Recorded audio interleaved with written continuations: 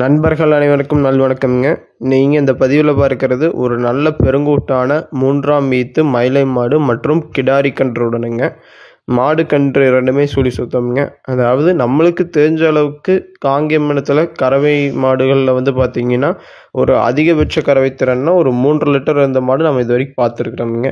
இந்த மாடு பார்த்திங்கன்னா கன்றுக்கு போக நேரம் 3 லிட்டர், ஒரு நாளைக்கு 6 லிட்டர் பால் நீங்கள் கறந்துக்கலாமுங்க.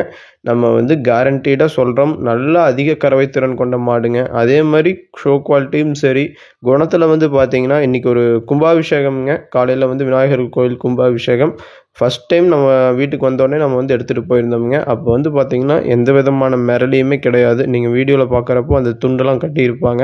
அதெல்லாம் பார்த்திங்கன்னா கோவிலுக்கு போனது தான். அத்தனை கூட்டத்தில் முன்னாடி போய் நின்று ஒரு புதுசாக ஒரு அத்தனை பேர்த்த பார்க்குறக்கு எந்த விதமான மிரளியுமே கிடையாதுங்க. நல்ல சாதுவான குணம் படைத்த மாடு. கறவைக்கு கால் அணைக்க வேண்டியது இல்லைங்க. அதிகபட்ச கறவைத்திறனுடைய மாடு. நல்ல ஷோ குவாலிட்டி அமைப்பு, நல்ல முக லட்சணம்ங்க. நல்ல லட்சுமி கடாட்சமான முகம் கொண்ட மாடு. கன்றும் பார்த்திங்கன்னா கிடாரி கன்றாக இருப்பதால் வருங்காலத்தில் அது ஒரு நல்ல பால் வர்க்கமான மாடாக சேருங்கிறதுல எந்த விதமான டவுட்டும் கிடையாதுங்க. ஃபஸ்ட்டு ஒரு பாத்திரத்தில் கறப்பாங்க. அது ஃபுல்லாக நம்பின காட்டி மறுபடியும் இன்னொரு பாத்திரத்தை கொண்டு கறப்பாங்க. ஸோ அதிகபட்ச கறவைத்திறனுடைய ஒரு நல்ல ஷோ குவாலிட்டி அமைப்பில் ஒரு நல்ல குணத்தில் இந்த மூன்றும் ஒன்று சேர உங்களுக்கு ஒரு மாடு தேவைப்பட்டால் கான்டாக்ட் பண்ணி தெளிவுபடுத்தி வாங்கிக்கலாமுங்க. நன்றி.